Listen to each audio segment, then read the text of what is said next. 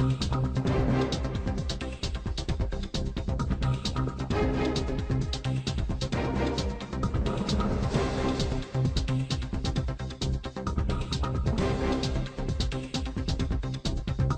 Drive ಸ್ಕ್ಯಾಂಡಲ್ಗೆ ಸಂಬಂಧಪಟ್ಟಂತೆ ಈಗ ಜಿಲ್ಲೆಗಳಲ್ಲೂ ಕೂಡ ಪ್ರತಿಭಟನೆಯ ಕಿಚ್ಚು ಹೆಚ್ಚಾಗ್ತಾ ಇದೆ. ಪ್ರಜ್ವಲ್ರನ್ನ ಬಂಧಿಸುವಂತೆ ಘೋಷಣೆಯನ್ನ ಕೂಗಿ ಆಕ್ರೋಶವನ್ನ ಕೂಡ ವ್ಯಕ್ತಪಡಿಸ್ತಾ ಇದ್ದಾರೆ. ಒಂದ್ ಕಡೆಗೆ ಕಾಂಗ್ರೆಸ್ನ ಯೂತ್ ವಿಂಗ್ ನಾಯಕರು ಕೂಡ ಇದೇ ಪ್ರತಿಭಟನೆಯನ್ನ ಮಾಡ್ತಾ ಇದ್ರೆ, ಇನ್ನೊಂದು ಕಡೆಗೆ ಹುಬ್ಬಳ್ಳಿಯಲ್ಲೂ ಕೂಡ ಈ ಪ್ರತಿಭಟನೆಯ ಕಾವು ಜೋರಾಗ್ತಾ ಇದೆ.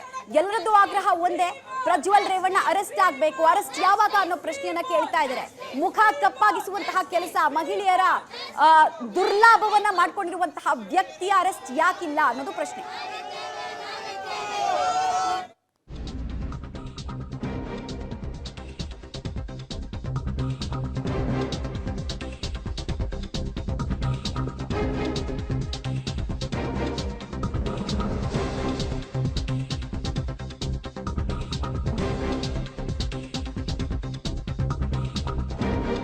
ಪೆನ್ ಡ್ರೈವ್ ಸ್ಕ್ಯಾಂಡಲ್ ನಲ್ಲಿ ಸಿಲುಕಿರುವಂತಹ ಪ್ರಜ್ವಲ್ ರೇವಣ್ಣ ಅವರನ್ನ ಜೆಡಿಎಸ್ ನಿಂದ ಉಚ್ಚಾಟನೆ ಮಾಡುವಂತಹ ಸಾಧ್ಯತೆ ಈ ಕ್ಷಣಕ್ಕೆ ದಟ್ಟವಾಗಿದೆ.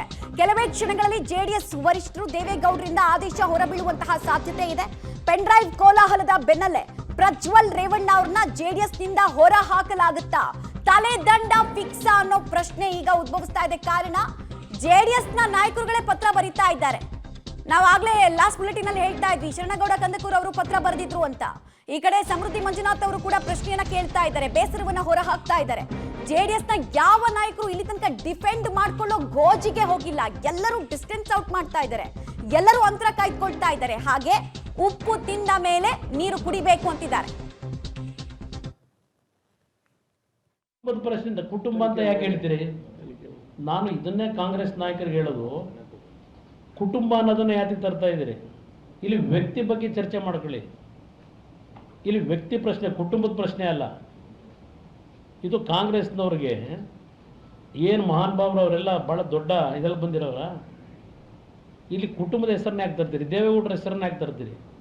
ಕುಮಾರಸ್ವಾಮಿ ಹೆಸರು ಯಾಕೆ ತರ್ತೀರಿ? ತಪ್ಪು ಯಾರು ಮಾಡಿದರೆ ತಪ್ಪು ಶಿಕ್ಷೆ ಅನುಭವಿಸ್ಬೇಕು. ನಾನೇ ಹೇಳಿದ್ದೇನಲ್ಲ, ನಾವೇನು ವಹಿಸ್ಕೊಳ್ಳೋ ಪ್ರಶ್ನೆ ಇಲ್ಲ. ತಪ್ಪಾಗಿರ್ತಕ್ಕಂಥ ನಿಜ SIT ರಚನೆ ಆಗಿದೆ. SIT ರಚನೆ ರಿಪೋರ್ಟ್ ಏನು ಕೊಡ್ತಾರೆ, ಅದ್ರ ಮೇಲೆ ತಪ್ಪು ಮಾಡಿದರೆ ತಪ್ಪು ಅನುಭವಿಸ್ಲೇ, ಶಿಕ್ಷೆ ಅನುಭವಿಸ್ಲೇಬೇಕು. ಈಗ ಇಂಥ ವಿಷಯಗಳು ಮುಜುಗುರ ನನ್ನೊಬ್ಬನಿಗೆ ಅಲ್ಲ, ಸಮಾಜಕ್ಕೆ ಆಗುತ್ತೆ. ಯಾರೇ ತಪ್ಪು ಮಾಡಿದರೆ ಅದು ತಪ್ಪೇ. ಹಾಕಿದ್ದಾರೆ, FIRಗಳು ಹಾಕಿದ್ದಾರೆ, ತನಿಖೆ ವರದಿ ಬರಬೇಕಲ್ವೇ? ಈಗ FIR ಹಾಕಿದ್ದಾರೆ, SIT ರಚನೆ ಆಗಿದೆ, ಅವರಿಗೆ ತನಿಖೆ ಶುರು ಮಾಡ್ತಾರೆ. ತನಿಖೆಯಲ್ಲಿ ಏನಿದೆ ಸತ್ಯಾಂಶ ಹೊರಗೆ ಬರಲಿ, ನಮ್ಮ ತಕರಾರಿಲ್ಲ. ಯಾರ ಮೇಲೂ ಇನ್ಫ್ಲೂಯೆನ್ಸ್ ಮಾಡ್ತಕ್ಕಂಥದ್ದು ಪ್ರಶ್ನೆ ಇಲ್ಲ. ಅದು ಏನಿದೆ ವಾಸ್ತವಾಂಶ, ಏನು ನಡೆದಿದೆ, ಯಾರೇ ತಪ್ಪಿತಸ್ಥರಿರಲಿ ಅದಕ್ಕೆ ಆಕ್ಷನ್ ಆಗಲೇಬೇಕು ಅನ್ನೋದು ನನ್ನ ಪಕ್ಷದ ನಿಲುವು. ನಮ್ಮ ಪಕ್ಷದ ನಿಲುವು ಸ್ಪಷ್ಟ. ಯಾರೇ ತಪ್ಪು ಮಾಡಿದ್ರೂ ಕೂಡ ತನಿಖೆಯಲ್ಲಿ ಗೊತ್ತಾಗುತ್ತೆ, ಅಂತವರ ವಿರುದ್ಧ ಕ್ರಮ ಕೈಗೊಳ್ಳಿ, ನಮ್ಗೆ ಅದಕ್ಕೆ ಆಕ್ಷೇಪಣೆನೇ ಇಲ್ಲ ಅಂತ ಹೇಳ್ತಾ ಇದ್ರು. ಈ ಬೆನ್ನಲ್ಲೇ ಜೆಡಿಎಸ್ ನಿಂದ ಪ್ರಜ್ವಲ್ ರೇವಣ್ಣ ಅವ್ರನ್ನ ಆಚೆ ಹಾಕಬೇಕು, ಮುಖ ಕಪ್ ಮಾಡ್ಕೊಳ್ಳೋ ಕೆಲಸ ಮಾಡಿದ್ದಾರೆ, ಆಚೆ ಹಾಕ್ಬೇಕು ಅವ್ರನ್ನ ಅನ್ನುವಂತಹ ಆಗ್ರಹವನ್ನ ಜೆಡಿಎಸ್ ನ ಸ್ವಪಕ್ಷೀಯ ನಾಯಕರೇ ಕೇಳ್ತಾ ಇರೋದ್ರಿಂದ ಒತ್ತಡ ಅಂತೂ ಬಿಲ್ಡ್ ಆಗ್ತಾನೆ ಇದೆ. ಸಮಯ ಕಳೆದ ಹಾಗೂ ಕೂಡ ಈ ಉಚ್ಚಾಟನೆಯ ಕೂಗಿದೆಯಲ್ಲ, ಆ ಧ್ವನಿಗೆ ಇನ್ನಷ್ಟು ಬಲ ಸಿಗ್ತಾ ಇದೆ. ಒಬ್ಬೊಬ್ಬರೇ ನಾಯಕರು ಹೇಳ್ತಾ ಇದ್ದಾರೆ,